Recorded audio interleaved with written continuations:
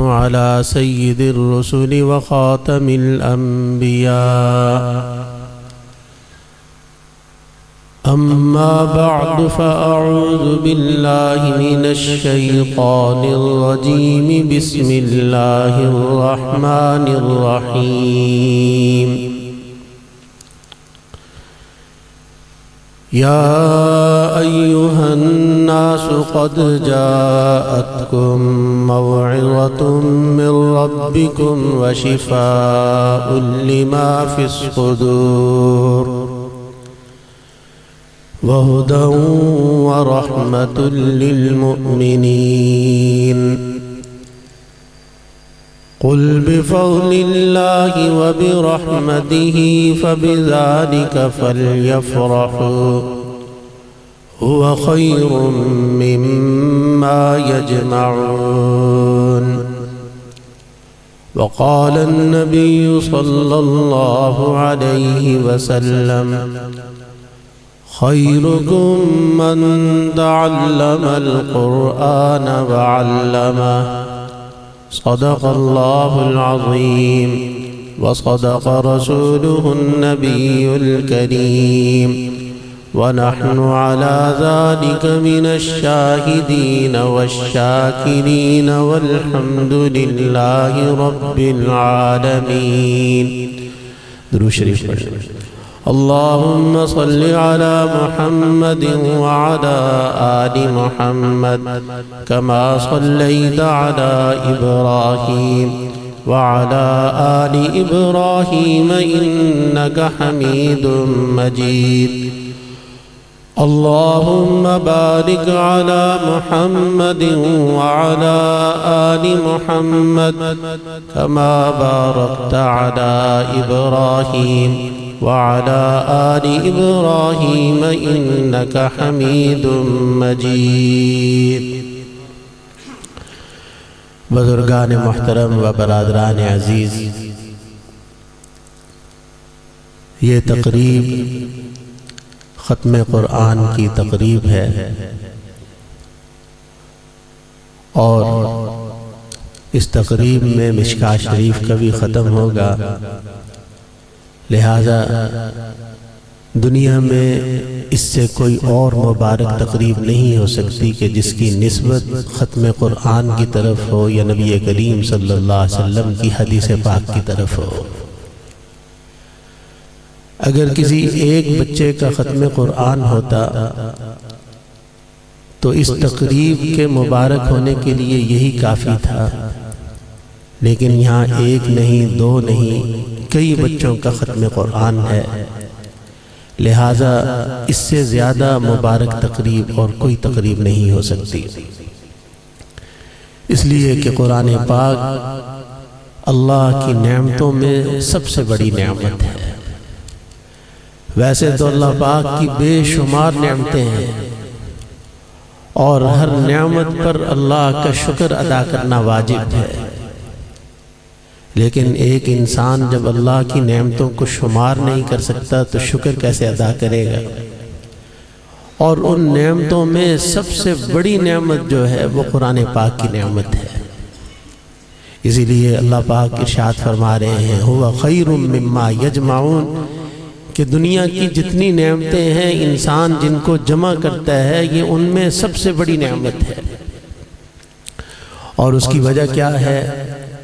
اس کی ایک وجہ یہ ہے کہ اللہ پاک کی جتنی نعمتیں ہیں، مال و دولت ہے، اولاد ہے، دنیا کے عہدہ ہے، وہ انسان کے لیے راحت کا ذریعہ بھی بنتے ہیں اور بعض اوقات انسان کی تکلیف کا ذریعہ بھی بن جاتے ہیں.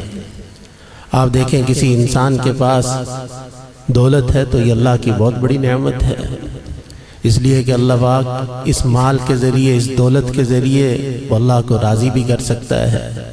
حج عمرہ کی نعمت بھی، حج عمرے کی سعادت بھی حاصل کر سکتا ہے. کتنی نعمتیں ایسی ہیں جو انسان مال خرچ کر کے ان نعمتوں کو حاصل کر سکتا ہے، لیکن کبھی یہ نعمت انسان کی جان کے لیے وبال کا ذریعہ بھی بن جاتا ہے کہ انسان کے پاس مال و دولت ہے اور ڈاکو لوٹنے کے لیے آتے ہیں، انسان کی جان بھی چلی جاتی ہے. باقی نعمتیں بھی ایسی ہیں، کھانا ہے اللہ کی بڑی نعمت ہے، لیکن کبھی ایسا بھی ہوتا ہے کہ انسان کوئی کھانا کھاتا ہے اور اس کے بعد انسان خود کہتا ہے کہ میری طبیعت اس لیے خراب ہوگی کہ میں نے فلاں چیز کھائی تھی، اور روزانہ ہم ایسی بات کرتے ہیں۔ اور پھر باقی جتنی نعمتیں ہیں ان نعمتوں کے بارے میں آخرت میں پوچھ ہوگی۔ مثلا مال اللہ کی نعمت ہے تو وہاں پوچھ ہوگی آخرت میں کہ مال تم نے کیسے حاصل کیا تھا، کیسے کمایا تھا، کیسے خرچ کیا تھا۔ لیکن قرآن پاک یہ اللہ کی وہ نعمت ہے، وہ دولت ہے کہ اس کے بارے میں کوئی پوچھ نہیں ہوگی، اس کا فائدہ ہی فائدہ ہے۔ اور باقی جتنی نعمتیں ہیں وہ دنیا میں رہ جائیں گی، لیکن قرآن پاک اللہ کی وہ نعمت ہے جو دنیا میں بھی انسان کے ساتھ ہے، قبر میں بھی ساتھ جائے گا اور آخرت میں بھی ساتھ ہوگا، جب تک کہ انسان کی بخشش نہ ہو جائے، مغفرت نہ ہو جائے۔ اس لیے اللہ پاک نے ہمیں قرآن پاک کی نعمت بھی عطا فرمائی، اور پھر اس کی عظمت اور رفعت بھی قرآن پاک میں اللہ نے بیان فرمائی، تاکہ انسانوں کو پتہ چل جائے کہ یہ کتنی بڑی نعمت ہے۔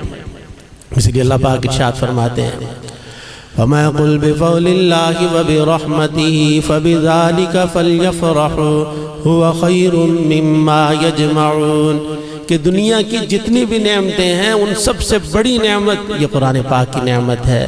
لہٰذا اگر تمہیں خوش ہونا ہے تو اس نعمت پر خوش ہو کہ اللہ نے ہمیں اپنے فضل عطا فرمایا، اپنی رحمت عطا فرما دی قرآن پاک کی صورت میں۔ اس سے بڑی اور کوئی نعمت نہیں ہو سکتی۔ لیکن بھئی یہ کتنی بڑی نعمت ہے، اس کا پتہ شاید ہمیں دنیا میں نہ چل سکے۔ حکیم الامت حضرت تھانوی رحمہ اللہ نے بات سمجھانے کے لیے ایک حکایت بیان فرمائی ہے۔ حکایت واقعتاً بھی ہو سکتی ہے اور فرضی بھی ہو سکتی ہے، بات سمجھانے کے لیے۔ حضرت تھانوی رحمہ اللہ نے لکھا ہے کہ ایک نوجوان کو شعر سیکھنے کا شوق پیدا ہو گیا، تو وہ ایک اپنے اس شاعر استاد کے پاس جا کے روزانہ بیٹھتا تھا، اور اس کا استاد جب اس کو شعر سکھلاتا، شعر لکھواتا، تو ساتھ یہ بھی کہہ دیتا کہ دیکھو بیٹا یہ شعر 1000 روپے کا ہے، اور کسی شعر کے متعلق کہتا ہے کہ یہ 2000 کا شعر ہے، کسی کے متعلق کہتا ہے کہ یہ 5000 کا شعر ہے۔ اور شاگرد جو ہے وہ لکھتا بھی صحیح اس نظم کو، ان اشعار کو، ساتھ یہ بھی لکھتا کہ استاد نے کہا کہ یہ 1000 روپے کا شعر ہے، یہ 5000 روپے کا شعر ہے۔ ایک دن اس نوجوان کے والدین نے کہا کہ تم روزانہ شاعر کے پاس، اپنے استاد کے پاس جا کے بیٹھ جاتے ہو، دنیا کا نظام ایسے نہیں چلے گا، کچھ کمائی بھی کرو، کوئی فن سیکھو، کچھ کام کرو۔ اس نے اپنی کاپی اٹھا کر اپنے والدین کو دکھلائی کہ میں نے تو بہت ساری دولت جمع کر لی ہے، تم دیکھو میرے استاد نے اس نظم کے بعد یہ کہا کہ یہ 1000 روپے کی نظم ہے، اور یہ اشعار جو ہیں 5000 روپے کے ہیں، تو میں نے تو بہت ساری دولت جمع کر لی ہے۔ ان کے والدین نے کہا اس نوجوان کے کہ ہمیں تو تب پتہ چلے گا جب تم بازار سے کچھ سبزی خرید کر لاؤ، پھر پتہ چلے گا تمہارے اشعار کی کیا قیمت ہے۔ اب وہ نوجوان بازار میں گیا، ایک سبزی کی دکان پہ گیا، اس نے کہا مجھے سبزی چاہیے اور میں تمہیں اس کے بدلے میں 1000 روپے کا شعر سناؤں گا۔ اس سبزی والے نے کہا کہ تمہارا دماغ پاگل خراب ہے، بھلا کسی شعر کے بدلے میں بھی تمہیں کوئی سبزی دے گا۔ ایک دکان پر گیا، دوسری دکان پر گیا، آخر وہ اپنے استاد کے پاس گیا کہ تم نے مجھ سے کوئی مذاق کیا ہے، تم کہتے ہو کہ یہ نظم 1000 روپے کی ہے، یہ 2000 روپے کی ہے، اور مجھے تو اس کے بدلے میں کوئی 2 آنے کی سبزی نہیں دے رہا۔ استاد نے کہا کہ دیکھو میرے جو اشعار کی قیمت ہے وہ تو اتنی ہی ہے، لیکن تم نے ان اشعار کی قیمت جو ہے وہ غلط جگہ پہ لگوائی ہے۔ تم چلے گئے سبزی مارکیٹ میں، وہاں ظاہر بات ہے کہ ان اشعار کی قیمت نہیں ہے۔ اگر تم نے ان اشعار کی قیمت دیکھنا ہے تو کل بادشاہ کے دربار میں ایک مشاعرہ ہے، وہاں میرے پاس چلو، میرے ساتھ چلو، اور وہاں وہ تم نے نظم پڑھنی ہے جس کے متعلق میں نے یہ کہا ہے کہ وہ 5000 کی ہے، پھر تمہیں پتہ چلے گا کہ میرے اشعار کی قیمت ہے یا نہیں ہے۔ اب بادشاہ کے دربار میں جب وہ مشاعرہ ہوا، اس نے وہی نظم پڑھی تو اسے 5000 کیا اس سے بھی زیادہ پیسے مل گئے۔ تو حضرت تھانوی رحمہ اللہ نے یہ بات سمجھانے کے لیے حکایت بیان فرمایا کہ قرآن پاک واقعی دنیا کی سب سے بڑی نعمت ہے، لیکن ہمیں اس کا اندازہ اس دنیا میں نہیں ہوگا، اس کا اندازہ ہمیں تب ہوگا جب ہماری یہ آنکھیں بند ہوں گی کہ یہ کتنی بڑی نعمت ہے۔ اسی لیے نبی کریم صلی اللہ علیہ وسلم نے اس کے فوائد بیان فرمائے، اس کی عظمت بیان فرمائی۔ حافظ قرآن اس لیے مبارکباد کا مستحق ہے کہ اللہ پاک نبی کریم صلی اللہ علیہ وسلم نے ارشاد فرما دیا خیرکم من تعلم القرآن وعلمہ، کہ تم میں سے بہترین انسان وہ ہے جس کو یہ قرآن پاک کی نعمت مل جائے، جو قرآن پاک سیکھ لے اور آگے بھی سکھلائے۔ دیکھیں بھائی، گویا نبی کریم صلی اللہ علیہ وسلم نے اس حدیث پاک میں جو حافظ قرآن بن گیا اس کی ایک ذمہ داری بھی لگا دی ہے کہ یہی نہیں کہ تم نے سیکھ لیا، اب تمہاری یہ ڈیوٹی ہے کہ تم نے اس کو آگے بھی سکھلانا ہے۔ یہ جو کہا جاتا ہے نا کہ جس نے سبق یاد کیا اس کو چھٹی نہ ملی، حقیقت میں یہ بات حافظ قرآن پہ صادق آتی ہے کہ جب ایک مرتبہ یہ قرآن پاک کی نعمت مل گئی ہے، اب زندگی بھر اس کو یاد رکھنا، اس کو پڑھتے رہنا، اس پہ عمل کرنا، اس کو آگے بڑھانا، یہ گویا اس کی ذمہ داری ہے۔ یہ نہیں کہ آج پڑھ لیا بس بات ختم ہو گئی، بلکہ اب ہمیشہ ہمیشہ اس کو یاد رکھنا یہ گویا فرض بن گیا۔ حافظ قرآن بننا کوئی فرض واجب نہیں تھا، لیکن جب اللہ پاک یہ کسی کو نعمت عطا فرما دیتے ہیں، اب اس نعمت کی قدر، اس نعمت کا شکر یہ ہے کہ پھر ہمیشہ ہمیشہ اس کو یاد رکھا جائے، اس لیے کہ یہ جتنی بڑی نعمت ہے اتنے ہی زیادہ اس کے آداب بھی ہیں۔ اگر کوئی اللہ نہ کرے اس کو بھلا دے تو پھر اس کا عذاب بھی بڑا سخت ہے۔ فَمَا مَنْ أَعْرَضَ عَنْ ذِكْرِي فَإِنَّ لَهُ مَعِيشَةً ضَنْكًا وَنَحْشُرُهُ يَوْمَ الْقِيَامَةِ أَعْمَى، کہ جس کو ہم یہ نعمت عطا فرما دیں پھر وہ اس سے اعراض کرے، کل قیامت کے دن ہم اس کو اندھا اٹھائیں گے، دنیا میں بھی اس کی معیشت کو، اس کی زندگی کو تنگ کر دیں گے۔ اور یہ حافظ کہے گا قال رب لما حشرتنی اعمی وقد كنت بصیرا قال كذلك اتتك آیاتنا فنسیتها وكذلك اليوم تنسى۔ یہ حافظ کہے گا کہ اے اللہ میں دنیا میں تو دیکھتا تھا، آج مجھے اندھا کیوں آپ نے اٹھایا ہے؟ اللہ پاک فرمائیں گے کہ ہم نے تمہیں اپنی آیات عطا کی تھی، تم نے ان آیات کے ساتھ اسی طرح اندھے پن کا مظاہرہ کیا تھا، آج اس کا یہ عذاب ہے۔ تو کہنے کا مطلب یہ ہے کہ یہ اللہ کی بہت بڑی نعمت ہے، لیکن جتنی بڑی اللہ کی نعمت ہوگی اس پر اللہ کا اتنا ہی شکر کرنا، اس کی قدر کرنا بھی اتنا ہی زیادہ ضروری ہے۔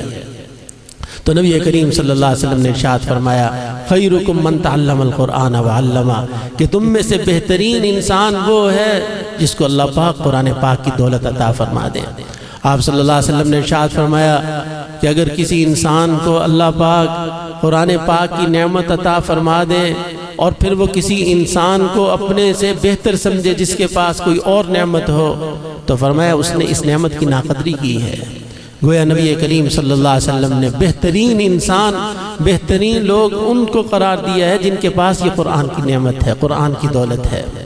آج دنیا والے ان کو بہتر سمجھیں یا نہ سمجھیں، لیکن اللہ اس کے رسول نے بہتر قرآن والوں کو قرار دیا کہ ان سے بڑھ کر کوئی نہیں ہے۔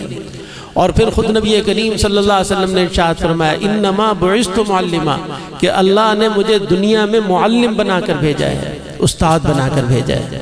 ظاہر بات ہے کہ آپ صلی اللہ علیہ وسلم قرآن پاک کے معلم تھے، آپ نے قرآن پاک کی صحابہ کو تلاوت بھی سکھلائی، اس کے معنی بھی بتلائے، اور پھر قرآن پاک کے ذریعے ان کا تزکیہ بھی فرمایا۔ اس لیے اللہ پاک نے یہ سارے نبی کریم صلی اللہ علیہ وسلم کے جو مقاصد بعثت ہیں قرآن پاک میں بیان فرمائے۔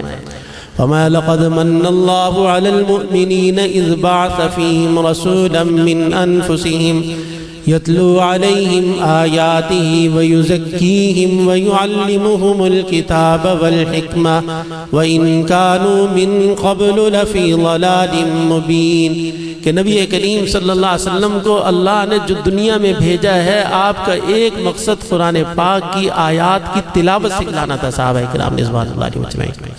آج کئی لوگ کہتے ہیں کہ قرآن پاک کو بے سمجھے پڑھنے کا کیا فائدہ، وہ یہ نہیں سمجھتے اور مثال یہ دیتے ہیں کہ کوئی دنیا کی ایسی کتاب بھی ہے جس کو بے سمجھے انسان پڑھتا ہو، لیکن انہیں یہ نہیں پتا کہ واقعی یہ وہ واحد کتاب ہے کہ اگر انسان کو سمجھ نہ بھی آ رہی ہو تب بھی اس کے پڑھنے کا فائدہ ہے۔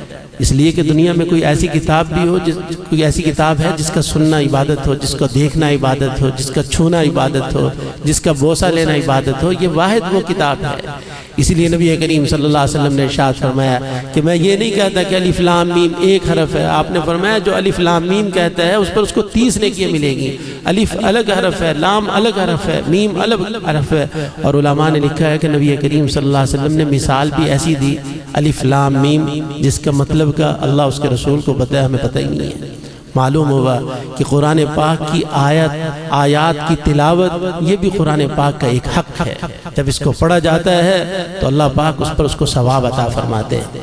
تو نبی کریم صلی اللہ علیہ وسلم نے ارشاد فرمایا انما بعثت معلما، کہ اللہ نے مجھے معلم بنا کر بھیجا ہے، اور آپ معلم قرآن تھے، آپ نے صحابہ کو آیات کی تلاوت بھی سکھلائی، جو ایک مدرسے میں قرہ حضرات یہ کام کر رہے ہیں۔ آپ نے صحابہ اکرام رضوان اللہ علیہم اجمعین کو قرآن پاک کے معنی بھی بتلائے، جو علماء یہ کام کر رہے ہیں۔ آپ نے صحابہ اکرام کا تزکیہ بھی فرمایا، جو مشائخ اعظام یہ کام کرتے ہیں۔ یعنی ایک خانقاہ میں، ایک مدرسے میں جو کام ہو رہے ہیں وہ سب قرآن پاک سے وابستہ ہیں، اور نبی کریم صلی اللہ علیہ وسلم ان سب کے استاد بن کر دنیا میں آئے تھے۔ یہی وجہ ہے کہ نبی کریم صلی اللہ علیہ وسلم جب مکہ مکرمہ میں تھے تو وہاں بھی آپ نے مدرسہ قائم فرمایا، جس کا نام دار ارقم تھا۔ اس سے مدرسے کی فضیلت کا پتہ چلتا ہے، مدرسے کی ضرورت کا پتہ چلتا ہے کہ دار ارقم کا کیا مطلب، کہ ارقم ایک صحابی کا نام تھا اور دار ان کا گھر تھا، تو اس لیے اس مدرسے کا نام پڑ گیا تھا دار ارقم، کیونکہ مکہ مکرمہ میں صحابہ اکرام رضوان اللہ علیہم اجمعین کو علی الاعلان نہ تو عبادت کرنے کی اجازت تھی، نہ قرآن سیکھنے سکھانے کی اجازت تھی۔ اس لیے نبی کریم صلی اللہ علیہ وسلم وہاں صحابہ اکرام رضوان اللہ علیہم اجمعین کو گویا خفیہ طور پر قرآن پاک کی تعلیم دیتے تھے۔ اور یہ وہی دار ارقم ہے جہاں عمر رضی اللہ تعالیٰ عنہ مسلمان ہونے کے لیے تشریف لائے تھے، اسلام اسی جگہ پر قبول کیا۔ اور حضرت عمر جب اسلام قبول کرنے کے لیے آئے تو حضرت عمر نے جب دیکھا کہ صحابہ اکرام میں کچھ نقل و حرکت شروع ہو گئی ہے، تو حضرت عمر نے فرمایا کہ اے اللہ کے نبی، یہ نقل و حرکت یہ کیا کام کرنے لگے ہیں؟ نبی کریم صلی اللہ علیہ وسلم فرمایا کہ ہم نماز پڑھنے کی تیاری کر رہے ہیں۔ تو حضرت عمر رضی اللہ تعالیٰ عنہ نے عرض کیا کہ اللہ کے نبی، ہم حرم میں جا کے کیوں نہیں نماز پڑھتے؟ تو نبی کریم صلی اللہ علیہ وسلم کو پتہ ہے کہ وہاں آپ کی ہماری قوم جو ہے نماز پڑھنے نہیں دیتی۔ تو حضرت عمر رضی اللہ تعالیٰ عنہ نے فوراً فرمایا، عرض کیا کہ اللہ کے نبی، آج ہم بیت اللہ میں جا کر نماز پڑھیں گے اور ہم دیکھتے ہیں کہ ہمیں کون روکتا ہے۔ اور پیچھے وہ نبی کریم صلی اللہ علیہ وسلم کی گویا وہ دعا قبول ہو چکی تھی۔ آپ نے فرمایا تھا کہ اے اللہ، اسلام کی عزت کے لیے عمر کو اسلام کی توفیق عطا فرما، اور گویا یہاں سے اسلام کا غلبہ شروع ہو گیا۔ تو بہرحال نبی کریم صلی اللہ علیہ وسلم نے مکہ مکرمہ میں بھی مدرسہ قائم فرمایا، اور پھر صرف اسی مدرسے میں تعلیم نہیں ہوتی تھی، بلکہ صحابہ کی یہ ڈیوٹی تھی کہ گھروں میں بھی جا کر قرآن پاک سکھلائیں۔ اسی لیے حضرت عمر رضی اللہ تعالیٰ عنہ جب گھر سے چلے تو کسی نے کہا کہ آپ کس ارادے سے جا رہے ہیں؟ یہ دولت، یہ اسلام، یہ دین تو تمہارے گھر بھی پہنچ چکا ہے۔ اور حضرت عمر رضی اللہ تعالیٰ عنہ جب اپنے گھر گئے تو دیکھا کہ ان کی بہن، ان کے بہنوئی حضرت خباب رضی اللہ تعالیٰ عنہ سے قرآن پاک کی یہ نعمت، یہ تعلیم حاصل کر رہے تھے۔ تو گویا نبی کریم صلی اللہ علیہ وسلم جب مکہ مکرمہ میں تھے تو وہاں بھی آپ نے مدرسہ قائم فرمایا، جس کا نام دار ارقم تھا۔ یہ دار ارقم یہ مدرسے کا نام تھا، کسی سکول کا نام نہیں تھا۔ اور پھر جب مدینہ منورہ میں آپ تشریف لے گئے تو جیسے آپ نے مسجد نبوی کی بنیاد رکھی، ایسے ایک وہاں مدرسہ قائم فرمایا جس کا نام صفہ تھا۔ تو صفہ کا مطلب چبوترا ہے۔ آج بھی وہ جگہ باقی ہے مسجد نبوی میں جہاں نبی کریم صلی اللہ علیہ وسلم کا یہ مدرسہ تھا، اور مسلمان وہاں جا کر 2 رکعت نفل پڑھتے ہیں، دعا کرتے ہیں، اللہ پاک اس دعا کو قبول فرماتے ہیں۔ یہ نبی کریم صلی اللہ علیہ وسلم کا وہ مدرسہ تھا جس میں صحابہ اکرام رضوان اللہ علیہم اجمعین دن رات گویا نبی کریم صلی اللہ علیہ وسلم سے قرآن پاک کی تعلیم حاصل کرتے تھے، اس کے معنی سیکھتے تھے۔ اور اس مدرسے کے بارے میں آتا ہے کہ نبی کریم صلی اللہ علیہ وسلم کے 400 صحابہ اسی مدرسے کے فاضل تھے، اور ایک وقت میں 70 صحابہ اس مدرسے میں تعلیم حاصل کرتے تھے، اور ان کے کھانے پینے کا انتظام بھی نبی کریم صلی اللہ علیہ وسلم کے ذمہ تھا۔ اور نبی کریم صلی اللہ علیہ وسلم نے ان کے کھانے کا انتظام کس انداز سے فرمایا ہوا تھا؟ آپ نے صحابہ سے فرمایا ہوا تھا کبھی جس کے گھر میں 2 آدمیوں کو کھانا ہو تو اصحاب صفہ میں سے ایک صحابی کو اپنے ساتھ لے جائے، اور جس کے گھر میں 4-5 آدمیوں کو کھانا ہو تو ان میں سے 2 آدمیوں کو ساتھ لے جائے۔ اور پھر نبی کریم صلی اللہ علیہ وسلم کے پاس جب کوئی چیز آتی تو آپ صلی اللہ علیہ وسلم تحقیق فرماتے تھے، اگر وہ صدقہ ہوتی تو نبی کریم صلی اللہ علیہ وسلم کے لیے صدقہ چونکہ حرام تھا، اس لیے آپ یہ صدقے کی چیز، کھانے پینے کی چیز اصحاب صفہ کو بھیج دیتے تھے، اس لیے کہ وہ صحابہ مسافر بھی تھے، غریب بھی تھے، ان پہ صدقہ لگتا تھا۔ اور پھر اگر ہدیہ کا مال ہوتا تو آپ صلی اللہ علیہ وسلم خود بھی استعمال فرماتے، اور جو بچ جاتا اصحاب صفہ کو بھیج دیتے۔ گویا ان کے کھانے پینے کا انتظام نبی کریم صلی اللہ علیہ وسلم کے ذمہ تھا۔ یہی وجہ ہے کہ مدرسے میں پڑھنے والوں کو مہمانان رسول کہا جاتا ہے۔ یہ علماء نے اپنی طرف سے لفظ نہیں گھڑا، کہ چندہ حاصل کرنے کے لیے. یہ مہمانان رسول جو مدرسے میں پڑھنے والے جو بچے ہوتے ہیں ان کو مہمانان رسول اس لیے کہا جاتا ہے کہ قیامت تک آنے والے جتنے مدارس ہیں وہ سب صفہ مدرسے کی شاخیں ہیں. اور صفہ میں پڑھنے والے جو صحابہ تھے نبی کریم صلی اللہ علیہ وسلم کے یہ مہمان تھے. ان کے کھانے پینے کا انتظام نبی کریم صلی اللہ علیہ وسلم کے ذمہ تھا. اسی طریقے سے قیامت تک آنے والے جو مدرسے میں پڑھنے والے طلباء ہیں وہ نبی کریم صلی اللہ علیہ وسلم کے مہمان ہیں. اور آپ صلی اللہ علیہ وسلم نے ان کے کھانے کا انتظام کس انداز سے فرمایا تھا, کتنی فکر ہوتی تھی. حضرت ابو ہریرہ رضی اللہ تعالیٰ عنہ فرماتے ہیں کہ ایک دن مجھے بھوک لگی تو صحابہ اکرام رضوان اللہ علیہم اجمعین جب نماز پڑھ کے جانے لگے تو میں ایک راستے پہ کھڑا ہو گیا. لگی تو مجھے بھوک ہوئی تھی اور بڑی شدید بھوک لگی ہوئی تھی. تو میں نے حضرت ابو بکر صدیق رضی اللہ تعالیٰ عنہ سے ایک آیت کا مفہوم پوچھا. مطلب یہ تھا کہ یہ میرے چہرے کو دیکھ کر بھوک پہچان لیں گے, مجھے اپنے ساتھ لے جائیں گے. لیکن حضرت ابو بکر صدیق رضی اللہ تعالیٰ عنہ نے آیت کا مطلب بتایا اور چل دیے. پھر حضرت عمر رضی اللہ تعالیٰ عنہ آئے, میں نے ان سے بھی ایک آیت کا مطلب پوچھا اور مطلب یہی تھا کہ شاید یہ میری بھوک کو بھانپ جائیں گے اور مجھے ساتھ لے جائیں گے. انہوں نے بھی آیت کا مطلب بتایا, چل دیے. اتنے میں نبی کریم صلی اللہ علیہ وسلم نے مجھے دور سے دیکھ لیا اور ہنس پڑے اور سمجھ گئے کہ حضرت ابو ہریرہ تو اس لیے کھڑے ہیں کہ ان کو تو بھوک لگی ہے. اس لیے فرمایا کہ نبی کریم صلی اللہ علیہ وسلم نے مجھ سے اشارہ کیا کہ میرے ساتھ چلو. آپ اپنا ازواج مطہرات میں سے ایک زوجہ مطہرہ کے گھر تشریف لے گئے اور پوچھا کہ کچھ کھانے کے لیے ہے. زوجہ مطہرہ نے عرض کیا کہ اللہ کے نبی ایک پیالے میں دودھ ہے. آپ نے پھر تحقیق کی کہ یہ صدقہ ہے یا ہدیہ ہے. تو زوجہ مطہرہ نے جواب دیا کہ نہیں, یہ ہدیہ ہے. تو نبی کریم صلی اللہ علیہ وسلم نے حضرت ابو ہریرہ سے فرمایا کہ اپنے سارے ساتھیوں کو لے آؤ. حضرت ابو ہریرہ فرماتے ہیں کہ اس وقت صفہ میں 70 صحابہ تھے اور میں دل میں یہ سوچ رہا ہوں کہ ایک پیالہ دودھ ہے, یہ تو میرے لیے کافی تھا, بلکہ نہ کافی تھا, مجھے اتنی بھوک لگی ہوئی تھی. اب اگر میرے 70 صحابہ 70 ساتھی بھی آگے تو مجھے کیا ملے گا. لیکن فرمایا نبی کریم صلی اللہ علیہ وسلم کا حکم تھا, اس لیے میں 70 صحابہ کو بلا کے لے آئے. نبی کریم صلی اللہ علیہ وسلم نے وہ پیالہ دودھ کا میرے ہاتھ میں پکڑایا اور فرمایا کہ اے ابو ہریرہ ایک ایک کو پلانا شروع کرو. میں نے ایک صحابی کو پلایا, دوسرے کو پلایا, حتیٰ کہ 70 صحابہ نے سیر ہو کر پیا اور پیالے میں دودھ باقی تھا. تو اب نبی کریم صلی اللہ علیہ وسلم نے فرمایا کہ اے ابو ہریرہ تم پیو. میں نے پیا, پھر فرمایا کہ اور پیو. میں نے دوبارہ پیا, پھر فرمایا کہ اور پیو. جب نبی کریم صلی اللہ علیہ وسلم نے دوبارہ فرمایا کہ اور پیو تو حضرت ابو ہریرہ نے فرمایا قسم ہے اس ذات پاک کی جس نے آپ کو حق کے ساتھ بھیجا ہے, اب میرے پیٹ میں مزید گنجائش نہیں ہے. تو نبی کریم صلی اللہ علیہ وسلم نے پھر بسم اللہ پڑھ کے خود نوش فرمایا.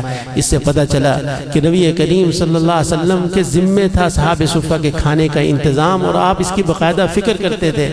اور اس واقعے سے یہ معلوم ہوا کہ قیامت تک جتنے بھی پڑھنے والے بچے ہیں جو مہمانان رسول ہیں, اللہ پاک ان کے کھانے پینے کا انتظام غیب سے فرماتے رہیں گے. اور یہ مدرسہ جیسے پہلے دن سے ہے ایسے اس کے خلاف سازشیں بھی پہلے دن سے ہیں. یہی وجہ ہے سورۃ المنافقون کے شان نزول میں یہ بات آتی ہے کہ ایک مہاجر اور ایک انصاری صحابی کا آپس میں جھگڑا ہو گیا. تو مہاجر نے مہاجرین کو بلایا, انصاری صحابی نے انصار کو بلایا. قریب تک ان میں جنگ ہو جاتی, لڑائی ہو جاتی. نبی کریم صلی اللہ علیہ وسلم تشریف لے آئے. آپ نے فرمایا کہ یہ تو زمانہ جہلیت کی باتیں ہیں کہ ہر آدمی اپنی قوم کو بلائے اور کہے کہ بھی دوسرے کے خلاف لڑائی کرو. فرمایا کہ اسلام کی تعلیم تو یہ ہے کہ حق کا ساتھ دو, ظالم کو ظلم سے روکو, مظلوم کا ساتھ دو. یہ تم نے کیا قصہ شروع کیا ہوا ہے کہ لڑائی کی طرف ایک دوسرے کو بلا رہے ہو. نبی کریم صلی اللہ علیہ وسلم نے جب خطبہ ارشاد فرمایا تو صحابہ سب اپنی اپنی جگہ پہ چلے گئے. لیکن عبداللہ بن ابی جو رئیس المنافقین تھا اس نے اپنے ساتھیوں سے کہا کہ دیکھو یہ جو صحابہ ہیں خصوصاً یہ مہاجر صحابہ جو صفہ والے غریب صحابہ, ان کو تم کھانے پینے کو دیتے رہتے ہو اس لیے یہ بگڑ گئے, آج تمہارے سر پہ چڑھ گئے ہیں. اور اس نے یہ بات کہی کہ اب ہم مدینہ منورہ میں جائیں گے تو ان کا روٹی پانی ان کا رزق بند کر دو, آج کے الفاظ میں ان کا چندہ بند کر دو تاکہ یہ نبی کریم صلی اللہ علیہ وسلم کے ساتھ چھوڑ دیں. اللہ پاک نے قرآن پاک میں وہ آیت کے انداز میں بیان فرمایا فَمَا هُمُ الَّذِينَ يَقُولُونَ لَا تُنْفِقُوا عَلَى مَنْ عِنْدَ رَسُولِ اللَّهِ حَتَّى يَنْفَضُّوا کہ یہ منافق یہ کہتے ہیں کہ ان صحابہ پہ خرچ کرنا چھوڑ دو تاکہ یہ صحابہ منتشر ہو جائیں. اللہ پاک نے اس کا جواب کیا دیا فرمایا وَلِلَّهِ خَزَائِنُ السَّمَاوَاتِ وَالْأَرْضِ وَلَكِنَّ الْمُنَافِقِينَ لَا يَفْقَهُونَ کہ یہ منافق تو یہ کہہ رہے ہیں کہ ان صحابہ کو روٹی پانی اور ان کا خرچہ دینا بند کر دو، یہ منتشر ہو جائیں گے۔ فرمایا کہ تم بند کر کے دیکھ لو، کیوں؟ اس لیے کہ آسمان و زمین کے خزانے یہ اللہ کے ہیں۔ منافق اس بات کو نہیں سمجھتے، اللہ پاک ان کو غیب سے کھلائیں گے۔ اور پھر انہوں نے دوسری بات یہ کی تھی کہ جب ہم مدینہ منورہ میں جائیں گے تو چونکہ ہم عزت والے ہیں اور یہ ذلیل لوگ ہیں، ان کی عزت کوئی نہیں ہے، ہر وقت یہاں پڑے رہتے ہیں نبی کریم صلی اللہ علیہ وسلم کے دروازے پر، ہم ان کو مدینہ سے باہر نکال دیں گے۔ اللہ پاک نے اس آیت کو بھی بیان فرمایا، اس بات کو بیان فرمایا، فَمَا يَقُولُونَ لَئِن رَجَعْنَا إِلَى الْمَدِينَةِ لَيُخْرِجَنَّ الْأَعَزُّ مِنْهَا الْأَذَلَّ کہ اگر ہم مدینہ منورہ میں گئے تو ہم عزت والے، ان ذلت والے، ان ذلیل لوگوں کو مدینہ سے باہر نکال دیں گے۔ اللہ نے اس کا بھی جواب دیا، فَمَا وَلِلَّهِ الْعِزَّةُ وَلِرَسُولِهِ وَلِلْمُؤْمِنِينَ وَلَكِنَّ الْمُنَافِقِينَ لَا يَعْلَمُونَ کہ یہ کہہ رہے ہیں کہ ہم عزت والے ہیں، ان کو اس بات کا علم نہیں ہے کہ عزت تو اللہ کی ہے، اس کے رسول کی ہے، اور اللہ اس کے رسول پر ایمان لانے والوں کی عزت ہے، قرآن والوں کی عزت ہے، لیکن یہ منافق اس بات کو نہیں سمجھتے۔ دیکھیں، دنیا کا عہدہ ہونا، مرتبہ ہونا، دولت کا ہونا یہ الگ چیز ہے، عزت ہونا یہ الگ چیز ہے۔ اسی لیے اللہ پاک نے قرآن پاک میں بادشاہت کو الگ ذکر کیا، عہدے کو الگ ذکر کیا، اور عزت کا، ذلت کا ہونا اس کو الگ ذکر کیا۔ فَمَا قُلِ اللَّهُمَّ مَالِكَ الْمُلْكِ تُؤْتِي الْمُلْكَ مَنْ تَشَاءُ وَتَنْزِعُ الْمُلْكَ مِمَّنْ تَشَاءُ وَتُعِزُّ مَنْ تَشَاءُ وَتُذِلُّ مَنْ تَشَاءُ بِيَدِكَ الْخَيْرُ کہ اللہ جسے چاہتے ہیں حکومت دیتے ہیں، مرتبہ دے دیتے ہیں، عہدہ دیتے ہیں، جس سے چاہتے ہیں حکومت واپس لے لیتے ہیں، اور پھر اس کو مستقل ذکر فرمایا کہ اللہ جسے چاہتے ہیں عزت دیتے ہیں۔ عزت کا ہونا یہ الگ چیز ہے۔ یہی وجہ ہے حکومت اور بادشاہت کی نمرود کے پاس تھی، لیکن عزت حضرت ابراہیم علیہ السلام کے پاس تھی جو اللہ کے خلیل تھے، اور حکومت فرعون کے پاس تھی، لیکن عزت موسیٰ علیہ السلام کے پاس تھی، اور پھر نبی کریم صلی اللہ علیہ وسلم کے زمانے میں چودراہٹ عہدہ ابو جہل کے پاس تھا، لیکن عزت حضرت بلال رضی اللہ تعالیٰ عنہ کے پاس تھی، جو نبی کریم صلی اللہ علیہ وسلم کے صفہ کے شاگردوں میں سے ایک شاگرد تھے، جن کا مقام یہ تھا کہ چلتے زمین پر تھے، لیکن ان کے چلنے کی آواز نبی کریم صلی اللہ علیہ وسلم نے جنت میں سنی ہے۔ تو گویا اللہ نے اس بات کو بتلا دیا ہے کہ عزت انہی لوگوں کی ہے جو قرآن سے وابستہ ہے۔ اسی لیے نبی کریم صلی اللہ علیہ وسلم نے ارشاد فرمایا خیرکم من تعلم القرآن وعلمہ کہ بھئی تم میں سے بہترین لوگ وہ ہیں جو قرآن پاک سیکھتے ہیں اور سکھاتے ہیں۔ اصل ضرورت اس بات کی ہے کہ ہم اس بات کو سمجھیں کہ اللہ نے ہمیں بہت بڑی نعمت عطا فرمائی ہے، اور یہ اتنی بڑی نعمت ہے جو ہمارے دنیا میں بھی کام آئے گی، قبر میں بھی کام آئے گی، اور حشر میں بھی۔ اور صرف مبارکباد کے مستحق وہ بچے نہیں ہیں، ان کے والدین بھی مبارکباد کے مستحق ہیں کہ حدیث پاک میں آتا ہے کہ کل ان کو ایک تاج پہنایا جائے گا جو سورج سے بھی زیادہ روشن ہوگا، اور پھر عزیز و اقارب بھی مبارکباد کے مستحق ہیں۔ وہ اس لیے کہ حدیث پاک میں آتا ہے کہ ایک حافظ قرآن کی سفارش پر ایسے 10 آدمیوں کو اللہ پاک بخشش عطا فرمائیں گے، مغفرت فرمائیں گے، جن پہ جہنم واجب ہو چکی ہوگی۔ اور پھر ہم سب بھی مبارکباد کے مستحق ہیں کہ اللہ نے ہمیں ایک ایسی مجلس میں آنے کی توفیق عطا فرمائی ہے کہ جس میں حدیث پاک کے مطابق اللہ پاک دعا کو قبول فرماتے ہیں۔ اللہ پاک ہمیں عمل کرنے کی توفیق عطا فرمائے۔ وآخر دعوانا الحمدللہ رب العالمین۔